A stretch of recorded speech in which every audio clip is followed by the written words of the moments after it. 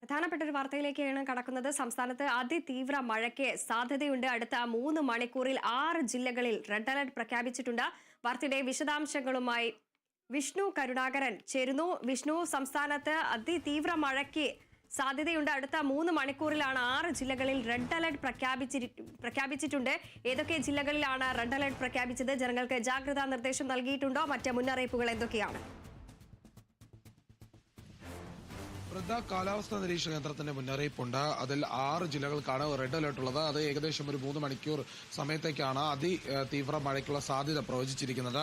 6 ജില്ലകൾ എന്ന് പറയുമ്പോൾ തിരുവനന്തപുരം, കോട്ടയം, ഇടുക്കി, എറണാകുളം, കണ്ണൂർ, കാസർഗോഡ് ജില്ലകളിലാണ് റെഡ് അലർട്ട്. ഈ പ്രദേശങ്ങളിലെല്ലാം അതിശക്തമായ മഴയ്ക്കും അതോടൊപ്പം ഇടിമിന്നലോട് കൂടിയ മഴയ്ക്കും സാധ്യത ഉണ്ടെന്ന് തന്നെയാണ് കാലാവസ്ഥാ നിരീക്ഷണ കേന്ദ്രം അറിയിച്ചിട്ടുള്ളത്.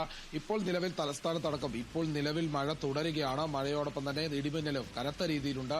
പല പ്രദേശങ്ങളിലും സാധാരണഗതിയിൽ വെള്ളം കയറിയിട്ടുണ്ട്. എന്നാൽ ഇപ്പോൾ വെള്ളം കയറിയുള്ള പ്രശ്നങ്ങളും അല്ലെങ്കിൽ അത്തരത്തിലുള്ള ബുദ്ധിമുട്ടുകളൊന്നും ഉണ്ടായിട്ടില്ല എന്നുള്ളത് മാത്രമാണ് ആശ്വസിക്കാനെന്നുള്ള ഒരു വാർത്ത.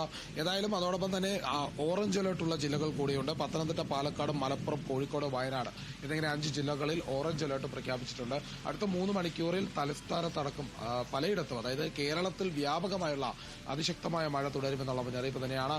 അതോടൊപ്പം തന്നെ വരുന്ന 5 ദിവസം ഒറ്റപ്പെട്ട ഇടങ്ങളിൽ ശക്തമായ മഴയുണ്ടാകുമെന്നുള്ള മുന്നറിയിപ്പ് കാലാവസ്ഥാ നിരീക്ഷണ കേന്ദ്രം മുന്നോട്ട് വയ്ക്കുന്നുണ്ട്.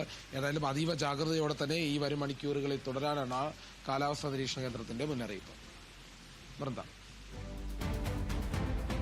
സംസ്ഥാനത്ത് 6 ജില്ലകളിലാണ് മഴ മുന്നറിയിപ്പ് നൽകിയത്.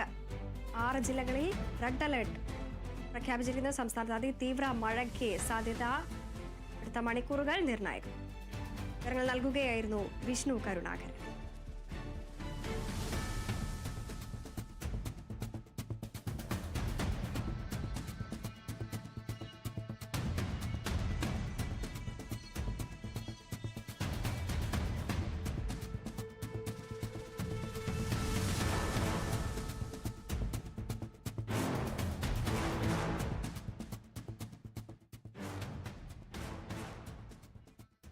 ുമായി ബന്ധപ്പെട്ടുള്ള മറ്റ് വാർത്തകളിലേക്കാണ്.